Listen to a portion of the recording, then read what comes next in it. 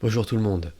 Aujourd'hui j'ai 10 minutes avant de commencer le travail, donc j'ai pas le temps de faire une partie en direct, donc je vais vous montrer une partie que j'ai jouée hier. Euh, c'est une partie donc contre la défense sicilienne.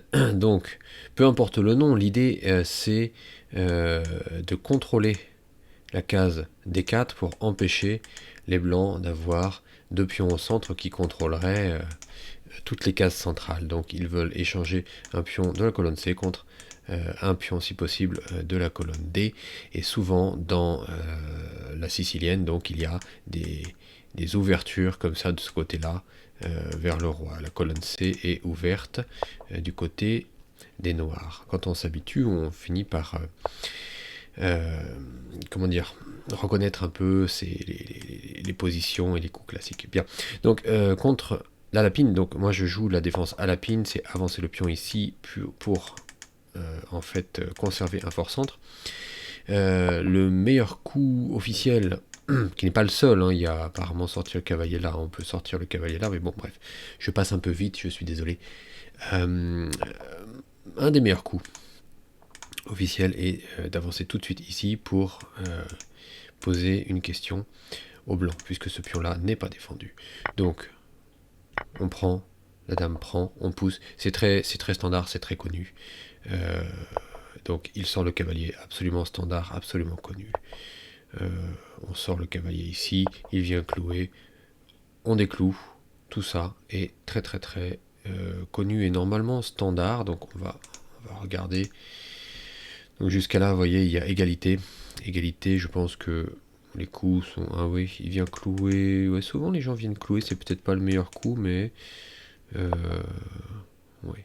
Donc on a plusieurs choix, on peut défendre le pion ici, on peut... Voilà. Donc il aurait pu prendre, il n'a pas pris. Là, prendre pour moi, ok, ouais.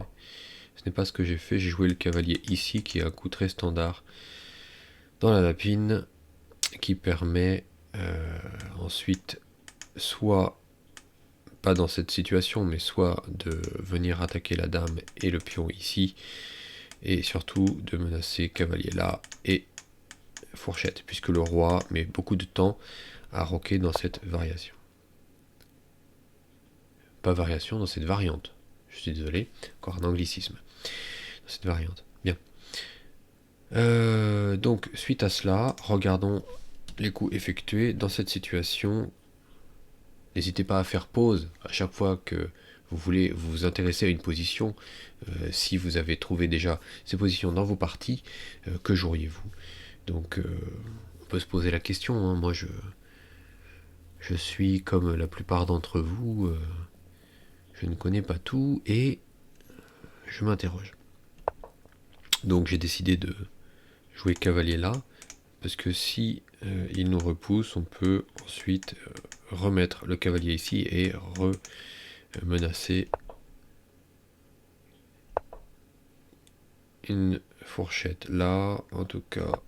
Donc il me repousse, je reviens.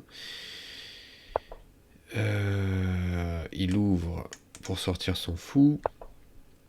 Moi je développe mon fou tout en protégeant le pion central. Donc il prend le cavalier qui défendait ce pion, et je reprends ici. Et il prend là. Donc ici, si je prends, il peut reprendre et gagner le pion ensuite par la dame. Donc pour cette raison, je prends moi aussi son cavalier. Il a pris mon cavalier, je prends son cavalier en le forçant parce que sinon il perd la dame. Donc il ne va pas prendre ici. Donc il récupère le pion, le cavalier, je récupère le pion. Il sort son fou. Et là, donc, si jamais, par exemple, je pense qu'il m'a tendu un piège parce qu'il s'est dit, ah, je pourrais prendre le cavalier là et casser sa structure et l'affaiblir. Mais regardez, si je fais ça, tout d'abord, il reprend du pion et une colonne s'ouvre en face de mon roi. Première chose. Deuxième chose, regardez, boum, boum, imaginons. Enfin, bien sûr, si je fais ça, il ne fera pas ça. Donc, la première chose, c'est ça. Mais Bien sûr, il a une découverte là pour prendre la dame derrière. Donc, je pense qu'il m'a tendu un piège et j'ai déjà, avant toute chose, j'ai sorti la dame de cette position. Et lui, par peur peut-être que je prenne, il déplace le cavalier. Mais le cavalier n'a rien ici, donc c'est un peu étrange. Donc je le repousse. Il vient quand même ici pour menacer la tour. Bon. Je place la tour là, et il se dit, perdu pour perdu, je vais sacrifier un cavalier pour ruiner la structure. Choix un peu étrange. Donc, il affaiblit mon roi, mais et j'ai maintenant une pièce de plus, une pièce qui ne joue pas, qu'il faudra que je replace. Donc, dame ici, tour ici, pour la chasser. Il ne peut pas venir faire échec là à cause du pion. La dame repart. Et je mets le cavalier en jeu. Et ce coup-là, je l'avais vu, et quand il a joué, je pense que c'est son meilleur coup, parce que je l'avais vu et je m'étais dit, fou ici, ça va me gêner, c'est complexe, je peux pas mettre la tour là, parce qu'elle est prise, je peux pas mettre la tour là, je suis obligé de la remettre là, mais la tour ici n'est défendue par aucune autre pièce. Je me suis dit, ouh, ça va me causer des problèmes, tout ça. Et en effet, il a joué un coup très, très agaçant. Donc là,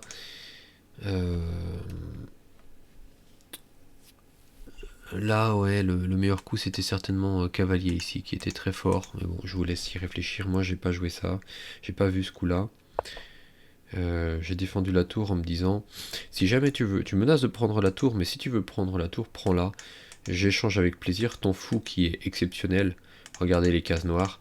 Les cases noires, tous les trous qu'il y a. Avoir un fou de case noire dans cette position, c'est vraiment trop fort. S'il se sépare du fou de case noire, je reste le seul avec un fou. J'estime que l'échange est bon pour moi. Bien. Et je menace la dame. Et là, il menace le cavalier. Suite à quoi, je joue la tour ici. Il peut prendre le cavalier, mais je pensais en fait attaquer là, et j'ai même pas pensé à un petit coup de défense comme celui-là qui attaque 2 pièces. Et là, je me suis dit, mince, quel idiot.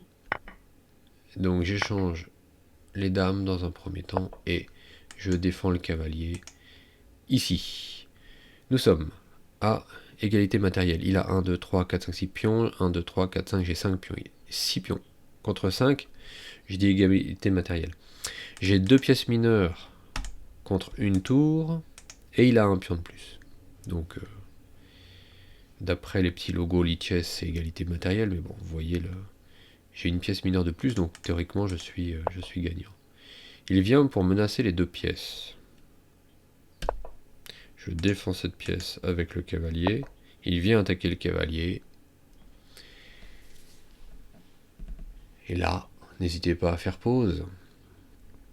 Faites pause.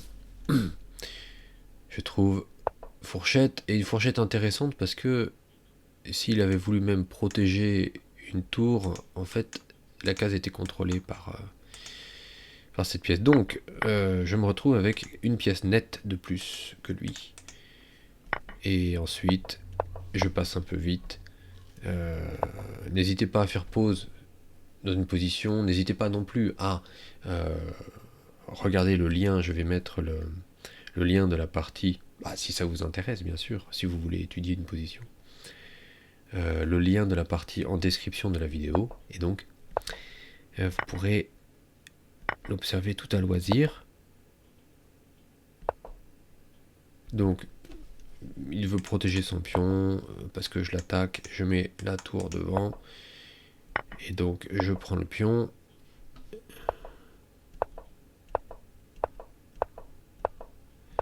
Et là, il vient harceler le cavalier. Harceler le cavalier.